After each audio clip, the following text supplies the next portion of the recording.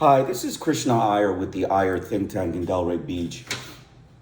Today we are doing a short podcast. I find it rather alarming, the U.S. government's program. I mean, this administration is, a dangerous group of people. They're a dangerous group of neo-Nazis. We have to, all bond together and understand the dangers of a fascist group of, fundamentalist racists, angry racists of the U.S. government. Today I'm going to be talking about two things.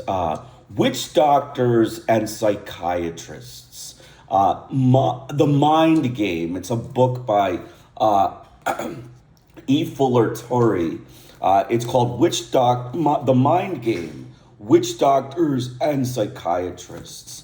And then this is a second book. This is the book I'm actually going to be talking about today, but I'm going to put the names and the headings of the of the books in the description section. I advise you actually buy them. I advise they're about $10 to $15, but it'll save you, if you are an immigrant, a lot of hassle, as the U.S. government does some dangerous things to immigrants, as they have done over and over again, because they are neo-Nazi gangsters, Christian witchcraft practicing gangsters.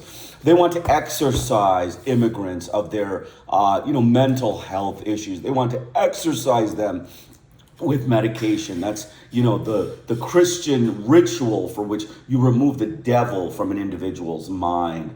This is all documented. This this exorcism of mental health problems is all documented in past experiences. In this book, in Mr.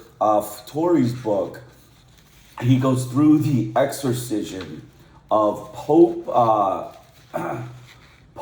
Innocent VIII, who issued a papal bull in 1484 in support of witch hunting.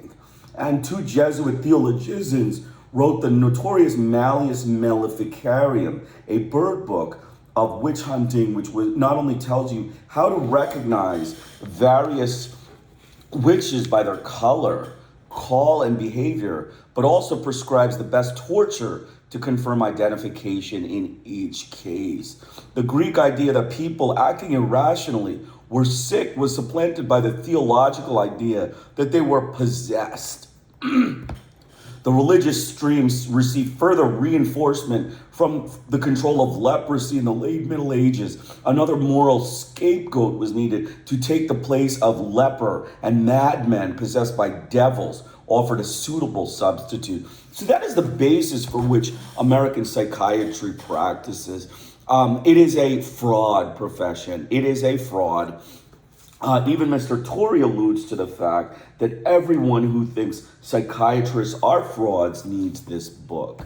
That is an important, fact in the understanding of psychiatrists. And we have to understand that now that the Iran war is on, we have to, be concerned that Donald Trump is going to try to attack immigrants who are dissenting against his anti-Muslim butchery that he is doing in Iran through psychiatric threats, through the threats of the neo-Nazi administration of the U.S. government, the racist Christian neo-Nazi gangsters that run the U.S. government, and trying to, treat immigrants for mental health problems in a witch hunt, a Christian witch hunt for which the U.S. government is not authorized to do so, and would be breaking international law and breaking basic medical ethics, basic principles of medical ethics if they were to chase immigrants and give them, health problems as a result of their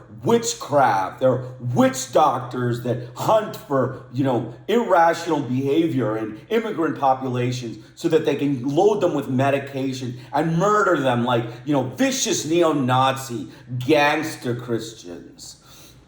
And so let's continue with this, let's continue with the book.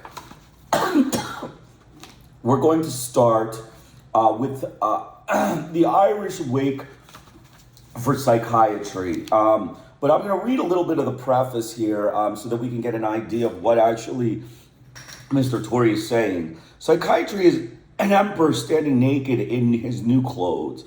It has worked and striven for 7 years to become an emperor, a full brother with the other medical specialties, and now it stands there resplendent in its finery. But it does not have any clothes on, and even worse, nobody has told it so. To tell an emperor that he does not have any clothes on has never been advocated as the best way to win friends. The alternative, however, is equally painful, for you must then become part of the general delusion. Each of us must choose our own way out of this dilemma. This book is both an attack upon the medical model of psychiatry and a proposal for an alternative model. As an attack, it is certainly not the first, nor will it be the last.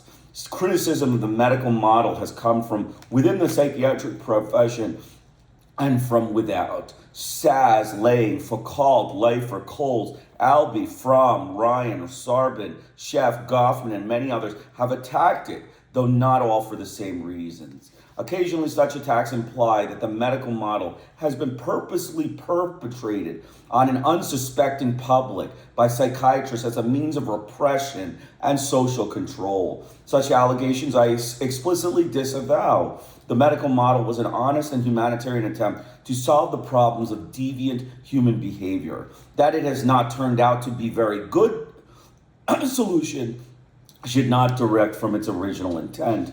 Allegations of a conspiracy also have been shortcoming by implying a plan. Anyone who's seen as an American psychiatrist in action knows that planning takes place, so a conspiracy could be possible. Basically what he is saying, and I kind of disagree on this, that the psychiatric system in the United States is a mechanism for social control and repression. It is a mechanism for which Donald Trump, who is the chief mercenary, the chief mass murdering war criminal of the U.S. government, tries to exert social control over immigrants, and that is what it is about. So let's continue with the Irish wake on psychiatry. The Irish wake. Psychiatry is dying. This seems ironic in view of the fact that more people than ever are going to more psychiatrists than ever. But it is dying nevertheless, slowly being suffocated by the stethoscope that it has worn around its neck. And its demise is largely unheralded. This hardly seems fair. Psychiatry has made many contributions to our civilization during its lifetime, and it should be properly recognized. What psychiatry really deserves is an Irish wake. Such an event would appropriately express both the sorrow we feel in its passing and the pride we feel at having known it and been part of it. In its 70 years, psychiatry has lived a full and productive life. It has not only elevated the study of human behavior to the level of responsibility, but has removed it once and for all from the realm of theology. The demons thought to be possessing the mentally ill have finally been put to rest. Psychiatry, moreover, has provided many people who have problems of living with and well-trained therapists to whom they go for help in solving perennial problems. At the same time, an Irish wake would make it clear to everyone that we recognize the fact of psychiatry's death. Like all deaths, we find it easier to deny than to accept. And when the death is that of a social and cultural institution like psychiatry, it is that much more difficult to accept. We are sensational people who treasure our past, and our culture values only enlargement and birth. It has not yet learned how to equally value diminution and death. In the case of an institution like psychiatry, our inability to let it die gracefully becomes a serious matter. We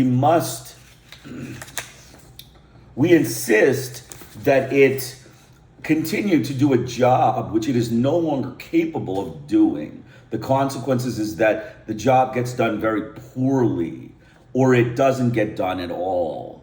We try to deny it, but denials are in vain. Once an institution has lived its allotted time, it will die whether we want to it or not. A useful approach to understanding what is currently happening in psychiatry is that of Thomas Kuhn, a philosopher of science. In the structure of scientific revolution, Kuhn shows that the advancement of science are related to changes in paradigms or models. A paradigm or model, used in this sense, is a shared system of assumption and rules of conduct for a scientific endeavor. The Copernican model of the Earth moving around the sun rather than opposite is an example. Drawing upon historical changes in physics, astronomy, and other sciences, for example, Kuhn details how change begins when anomalies are noted in the existing model. The anomalies increase until there is a general sense of malfunction of the model. This precipitates crises as the old model is lost, trying to make it accommodate data that will no longer fit. The next step is a search for a new model which will fit, a search which is ultimately resolved by determining which new model functions best. This is what is occurring in psychiatry. The medical model is equivalent to the model of the sun revolving around the earth. More and more anomalies are being perceived, and we are furiously bending the medical model to try and make it accommodate them. But the data are square and the holes are round. A general sense of malfunction is emerging, creating crises and the beginning of a search for new models. Only recently have we been able to perceive the malfunction of the medical model. For many years, psychiatry fought furiously for acceptance as a medical specialty. During the battle, a quiet and dispassionate analysis was not possible. Now that psychiatry has won its place within medicine, the medical model could be carried through to the logical conclusions. The product is chaos. It is as if psychiatry has been represented as a late, unwanted daughter of Oedipus, Asclepius, who was being denied her birthright. After years of fighting for it, she finally accepted, only to then realize that she really hasn't been Asclepius' child after all. Psychiatry then is ultimately dying because it can now be seen as non-functional. As a medical model approach to problems of human behavior, it produces confusions rather than solutions. If we are wise, we will allow it to die with dignity and not try to prop it up to do a job it is no longer able to do. Its death is not necessarily a negative event, for it makes possible the birth of true behavioral science. The latter cannot come into existence as long as psychiatry lingers on. In keeping with Kuhn, then, the death of psychiatry is seen as a single event on an evolutionary scale, whereby all outside institutions and ideas revolve. This is very difficult for us to comprehend, however, when we have grown up assuming that the sun revolves around the earth. It is very difficult for us to think of it any other way. We know that it is true, just as we know that the study of certain kinds of human behavior should be part of medicine. We can reevaluate single facts in our models, but to ask us to reevaluate the whole models seems like too great a task. It should be noted that even in the field of human behavior, however, there is a precedent for doctors supporting some very mistaken models. Doctors, for instance, played an important role in the Massachusetts witchcraft trials, introducing important scientific, quote unquote, scientific evidence, which proved, quote unquote, the guilt of the accused as witches. What gives us the right now as psychiatrists to assume that we are not just as mistaken about the medical model? That is why I would say with Kuhn that my most fundamental objective is to urge a change in the perception and evaluation of familiar data. So you can see based on that chapter that, basically it's witchcraft. I mean, it is searching for irrational behaviors using a medical model that doesn't exist. And, the more dangerous part of psychiatry, which, he hasn't yet gotten to, but he does get to, is that the exorcism of those irrational behaviors, the exorcism of the devil from a patient because he has irrational behavior. They exercise it. And how do they do that? They remove brain cells. They do surgery on the brain, or they give medication that alters the brain substance. And that is what they do in psychiatry. And that is, basically fraud. It's fraudulent. It is basically a racist social control mechanism. The U.S. government, the American government has basically used it as a social control mechanism. It is a way to socially control immigrants in America. It is a way for the neo-Nazis of the U.S. government, the racist neo-Nazi Christians of the U.S. government, to socially control immigrants. By giving them medications, by giving them health problems, they try to control the situation and control patients. And they are, basically witch doctors. The American Psychiatric Association and its goons are witch doctors. They are witch doctors and witch hunters of the American medical system. And that is what they go down as. And Donald Trump, being, an advocate of mental health and an advocate of intervention in mental health, is also a witch doctor, provider. He is a witch doctor helper. He funnels money into the witch doctors, and the witch doctors, wrongfully treat patients and wrongfully issue medications and basically give medications that aren't effective and basically harm the patient and cause them all sorts of medical problems. So it is a social control mechanism. It is a mechanism of racist oppression by the neo-Nazi American Christian gangsters of the U.S. government, the same ones that are mass murdering in Iran today, and the ones who want to use this medical system, this psychiatric, witch doctors, to, medicate people who are dissenting against the war and saying the war is not fair and the war is not just and it is a crime of aggression. Disagreement does not allow fascists to, shove down the throat social oppression on the basis of medications. That is not the way democracy works. The way democracy works is discussion, deliberation, and acceptance that you are in the wrong when you are asking for things that you are not allowed to ask for. And Donald Trump, the neo-Nazi racist Christian gangster, is asking for things he is not allowed to ask for, like fascism, like racism,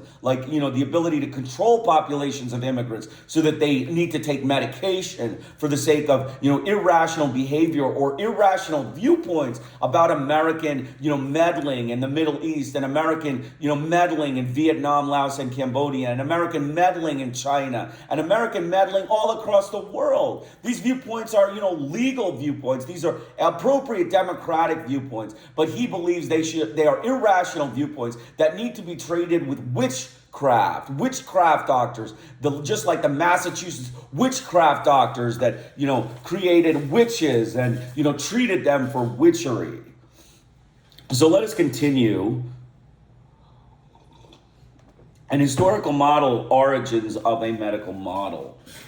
Psychiatry, as we know, it did not, like Minerva, spring fully grown from the head of Jupiter.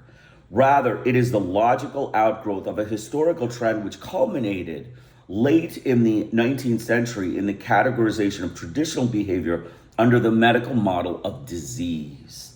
At the time, the categorization appeared to be both logical and correct. From the vantage point of the present, however, we can see that it was a mistake. It is not easy to examine the history of psychiatry in an objective way. Most of the accounts are written by physicians with the assumption of a medical model as truth. The history is chosen and synthesized to show how everything leads up to the contemporary physician psychiatrist treating irrational behavior as mental illness, and he has treating in quotes. And he has illness in quotes as well. So it's quote, treating mental illness, quote. In order to do this, the physician authors have often have to bend facts beyond credibility. But even after all their efforts, the facts remain embarrassingly unmalleable. A good example is Gregory Zilberg's History of Medical Psychology. Like most psychiatrists, Zilberg sees the history of irrational behavior as an inexorable track toward the meccas of medical psychiatry. Psychiatry, almost from the moment it was delivered from the womb of medicine in the days of Hippocrates, was kidnapped and brought up in the strange home of theology, that's Christian Science, and the flowery, multicolored gardens of abstract philosophy. Zilberg then tries to justify in over 500 pages his assumption that medicine is indeed the mother. In the end, however, he seems disquieted about what he has turned up. One of the most conspicuous features of psychiatric history is that it is totally different from medical history. Psychiatry still lags behind medicine as to the certainty of its task, the sphere of its activity, and the methods to be pursued. General medicine, in the narrow sense of the word, never had to ask itself what disease is. It always knew what it means to be ill, for both the patient and the doctor knew what the pain and other forms of physical suffering were. Psychiatry never had such a clear criteria of illness. Only a very small proportion of mentally ill show any suffering. Very few, if any, are aware that their suffering is caused by a mental illness. Medicine has had less differences with the medieval barbers who practiced surgery than it has today with psychiatry. The history of 24 centuries of medicine shows clearly that there has always been a strong and deep-seated antagonism between medicine and psychiatry. So basically, medicine has less differences with the medieval barbers who practice surgery than it has with psychiatry. So basically what he's saying is that psychiatry is so barbarous and so, off base that even the medieval barbers that practiced surgery, the ones that used to do all kinds of, crazy surgeries, were more close to medicine than psychiatry is today. With what happens when the history of irrational behavior is reviewed without assuming a medical model as truth. First, we see the explanation for such behavior being channeled into three broad streams: the religious, the medical, and the psychological. The first two are older and wider, the third newer, narrower, but more rapid. The first two fuse at their source, as in the physician priests of Mesopotamia, and have run quietly parallel or tried to dominate the other at different periods over the centuries. The medical stream finally prevailed permanently in the 19th century. Then we went on to absorb the smaller and newer stream of psychology. The medical stream dates back at least to the Greek theories of humors. Irrational behavior of various kinds was attributed to an imbalance of the humors. Depression, for instance, was due to excessive bile. Another medical explanation was that of a displaced organ, as in explaining hysteria by a wandering uterus. These were the early beginnings of the medical model that has come to dominate our thinking about irrational behavior. The idea that for every distorted thought, there is a distorted molecule is just a more sophisticated extension of this model. The person behaving irrationally is sick, quote unquote sick, just as surely as a gallstone causes pain. Simultaneously, the religious stream was being used to explain irrational behavior. People were thought to act irrationally because they were possessed by devils or demons. During the Middle Ages, the stream became dominant and maintained its ascendancy for over 1,000 years. It reached the culmination in the witch hunts. The witch hunts, staunchly supported by the church. Pope Innocent VIII issued a papal bull in 1484 in support of witch hunting. And two Jesuit theologians wrote the notorious Malleus Maleficarium, the bird book of witch hunting, which not only tells you how to recognize the various witches by their color, call, and behavior, but also prescribes the best torture to confirm identification in each case. The Greek idea that people are actually irrationally very sick was supplanted by the theological idea that they were possessed. The religious stream received further reinforcement from the control of leprosy in the late Middle Ages. Another moral scapegoat was intended to take place of the leper, and madmen possessed by devils offered a suitable substitute. From the early Renaissance onward, the medical stream slowly regarded dominance as an explanation of irrational behavior. At Geel, Belgium, the word sick room was written over the annex to the church where possessed people were coming to be cured in the 13th century. A major step was the beginning of confinement of such persons. Although at first this was done as part of a general confinement of the poor and criminal, it soon developed a medical rationale. The ships of fools came to anchor, and they were called hospitals. From the end of the 18th century, the medical certificate became almost obligatory for the confinement of madmen. Simultaneously, religious explanations of irrational behavior ebbed. The era of mistake. We move into the 19th century, the era of mistake.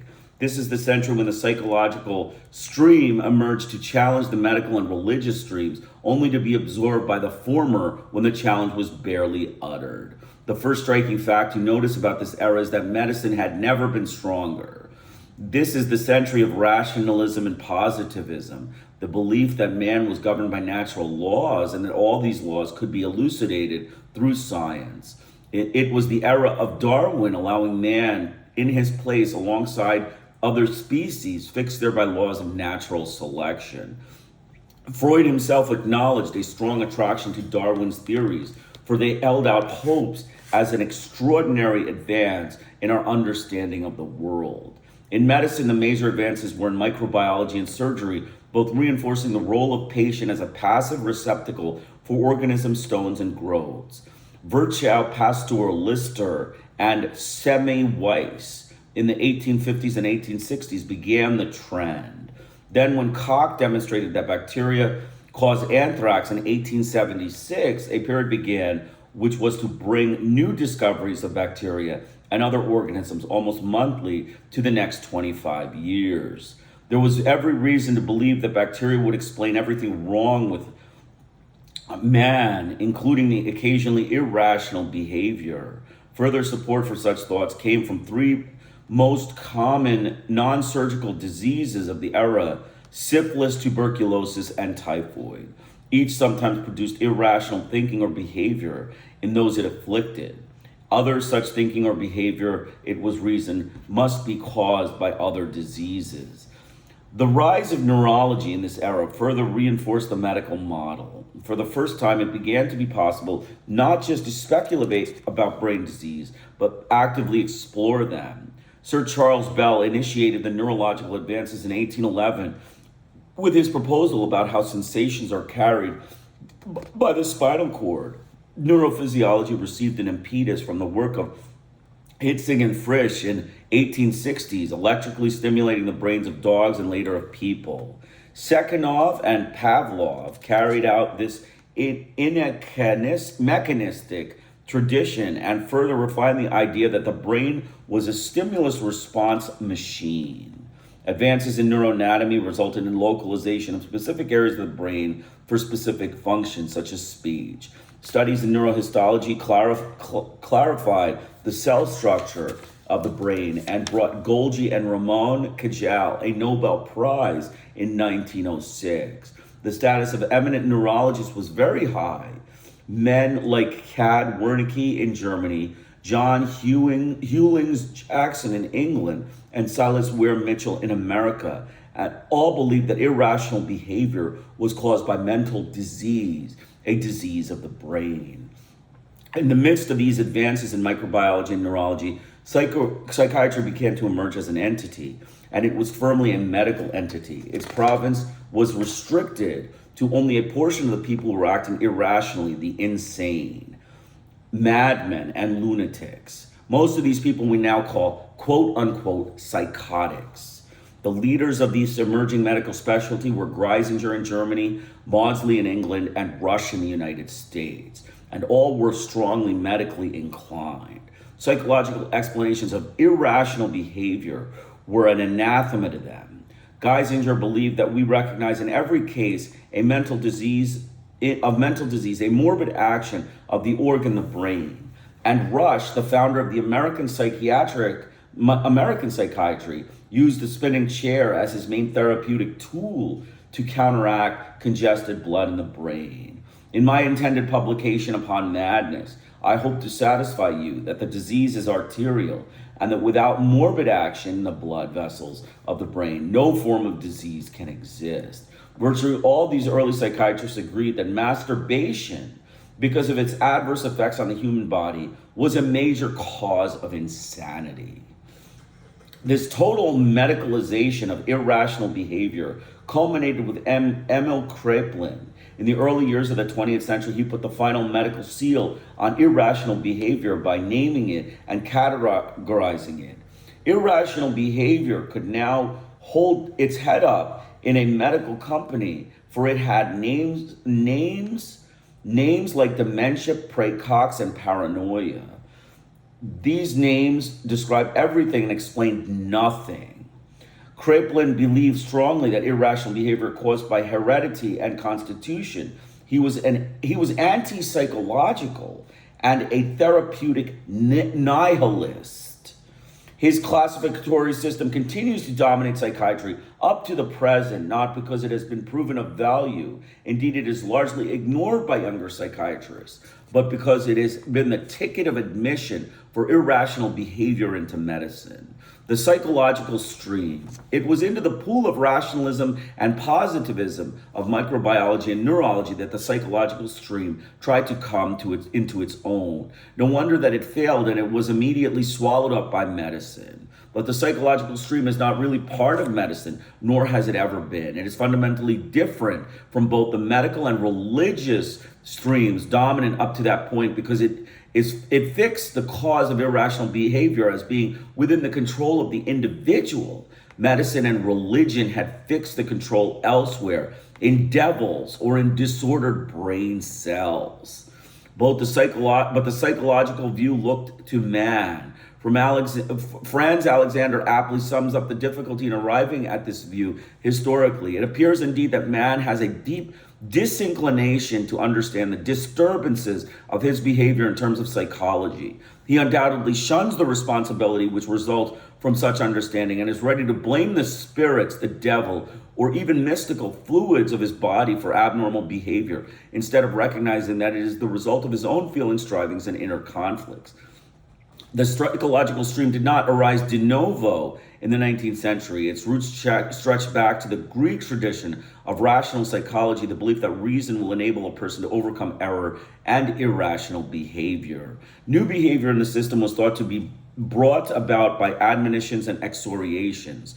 Through the ages, small contributions of the psychological stream continued to appear, but they were always overshadowed by the other dominant traditions. John Weyer, a 16th century physician, advocated seeing witches as poor, miserable, old, deteriorated, melancholic women rather than as possessed by demons. He even used techniques similar to modern psychotherapy, but his contribution is so unusual that it simply provides a relief against which to observe the dominant picture of this period. Another contribution to the stream was the work of Pinel and Tuke. Through their emphasis on the humanness of madmen, they focused on the person himself. When they cut the chains and freed the insane, they were not only liberating them so that medicine could claim them as patients, but also allowing irrational behavior to be seen as human action by human beings. This was an important precedent for psychology. Franz Mesmer, the father of hypnotism, was another contributor to the psychological stream. He believed that his powers were due to magnetic fluid, so he was actually in the mechanistic medical tradition. However, the net effect of his contribution was to advance the psychological approach considerably. He was the first to appreciate the qualities of the person doing magnetizing. By the 19th century, textbooks on magnetism included a chapter on personality of the magnetizer and his professional ethics, quote unquote, professional ethics. Nor did Mesmer believe it was necessary to be a physician to be a good magnetizer. The golden age of magnetism in the first half of the 19th century produced a dual concept of conscious and unconscious exploration of the psychological dimensions of the mind and the realization that one person could help another change his irrational behavior. Magnetism exerted a powerful influence on the thought of literature in the 19th century. Schopenhauer said that from a philosophical point of view, animal magnetism is the most momentous discovery ever made. And it was from the writers and philosophers of the period that the psychological stream received the greatest impetus. Nietzsche, Herbert, Fechner, Stendhal, Shaw, and Ibsen all wrote insightful accounts of the human motivation and behavior. Dostoevsky's brilliant psychological descriptions of madness stand in sharp contrast to Kraplin's sterile attempts to pigeonhole the same behavior in medical terms. One of the very few physicians to contribute anything to the psychological view of man was William James, and his contribution came only as he moved away from medicine and into philosophy. One other development at the end of the 19th century gave brief hope that the psychological stream might achieve maturity as an independent model for viewing man's behavior. In France, two new schools of psychiatry were emerging, a Salpetre school and a Charcot and a Nancy school under Bernheim. They both made hypnosis respectable once again, described and studied many conditions which were labeled as neuroses, promoted the idea that many emotional disorders could be cured without exorcising devils and brain cells, and coined the term psychotherapy about 1890. Pierre Janet, another major French figure of the period, added that the idea that neuroses were due to subconscious fixed ideas and advocated automatic talking, a precursor of free association, as a type of therapy. These men were within the medical tradition, but clearly stood as sharp contrast to the mainstream of medicine of their time. They strained the model, but they were not to prevail. So basically, that is, a summary of the first couple chapters. There's a little more in the first chapter of the second chapter. It's Freud, and we'll get to that on my next podcast. I'm going to do these every day so that I can do one medical podcast, because we have kind of a dangerous group of neo-Nazis in the government. But my take on this is, like he says, psychiatry is about exorcising devils. It's about treating the irrational when, it's not a sickness. There are many cultural variations to irrationality. There are many different ways of looking at irrationality. And the American medical system, the psychiatric system, looks at it in a cookie cutter, racist, gangster Christian way, where they see it as, a madman, an insane person, some sort of person possessed by a devil. That is the basis on which they do their psychiatric analysis and their psychiatric symptomatology. That is how they see patients. They see them as, either possessed by the devil or not needing anything. And that is, the wrong thing, because medication is their basis of treatment if you're possessed by the devil in America. If you're one of the, the immigrants that is possessed by the devil, according to the psychiatrist that sees you, he will prescribe you medication that isn't warranted. And that'll cause major health problems for you and toxicities. And, what he says in this book is very clear. That psychiatry is about talk therapy. It is about psychotherapy. These medications are not needed for any psychiatric illness. In fact, they should be, scrapped. In my opinion, and I think in his opinion, and many psychiatrists' opinion, medicines for psychiatric illness, for psychoses, for neuroses, and all of those things should be scrapped. They should be scrapped. There is no need to have them. This can be handled with psychotherapy, or this can be handled with incarceration if someone, causes murder, or someone causes, all sorts of, criminal activities. It can be handled by, simple criminal incarceration. So it's either talk therapy, in his opinion, in Tori's opinion, and many other psychiatrists' opinion, it's either talk therapy or criminal imprisonment for, murder or some sort of criminal offense that an individual commits. So, that's basically it. I mean, we can't treat, which doctors should not be treating patients with exorcisms of, humors, of chemicals in the brain. We should not be having medicines that, we don't know what they do and how their side effects are, to treat patients that we're not sure what they have, or even if they have a problem, whether, it's just irrational. What constitutes quote unquote irrational behavior? There's nothing that's, given in stone. There's nothing, written in stone that irrational behavior. Someone who does deviant behavior, someone who maybe, steals a car or, shoots someone, that's deviant behavior, but that's obvious. But psychiatry has branched out much more than that. Psychiatry these days treats many outpatients with medications and with therapies that are not needed for patients that don't have real mental health issues and just have, social differences from the mainstream. They are socially different than the mainstream, and they get treated with medication because of the, racist Christian neo-Nazi gangsters of the US government and the American Psychiatric Association. So I strongly urge all immigrants, when you're, faced with, threats by the US government and threats by, Donald Trump or anyone around, that you're not allowed to talk, you're not allowed to dissent against this Iran war, you're not allowed to speak about things. I suggest you listen to the podcast about psychiatry and be more and more attuned to the way the U.S. government can come, can attack you, but then you have a response. You say that these are not things that are treated with medicine. These are things that are treated with talk therapy. So yeah, I'll go to talk therapy. I'll talk to a counselor. That'll be fine. That'll be perfectly fine. And that's how you answer it. These things do not require,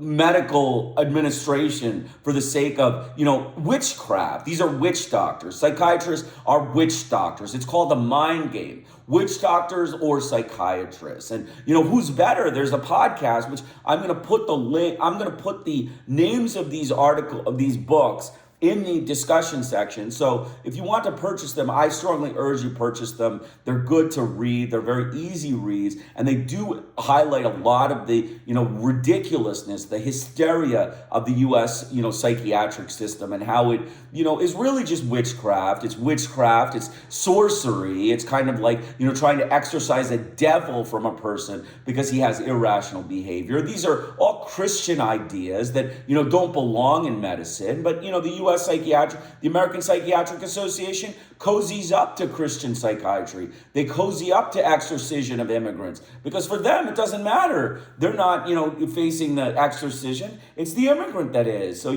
stick it to the immigrants, have the social control mechanism of the psychiatric, profession, to control them, and oppress them so that they can't, work, or they can't do their job, or they're, basically crippled from being able to be normal people. So, I advise everyone to, go out and purchase the books that I recommend, and we'll talk about them day to day. I'll go through a few pages, maybe a chapter, depending on how much time I have. And, hopefully you'll get something out of it and you'll know how to protect yourself, because this all plays into, Donald Trump's Iran war and his racist gangster neo-Nazis of the U.S. government that are anti-Muslim butchers of Christianity. And, I hope that you can understand that, the anti-Muslim butchers, the neo-Nazi racist American butchers of the U.S. government, need to, be at notice that psychiatry is not, legally, internationally, an international control mechanism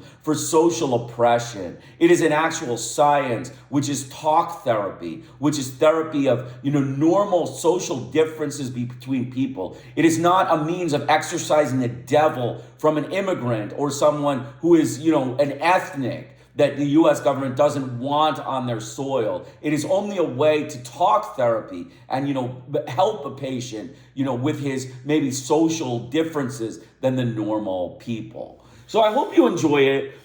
Please give me any comments that you have in the discussion section. I hope to hear any comments that you have. That would be very helpful. Krishna Iyer with the Iyer Think Tank in Delray Beach. Have a great day.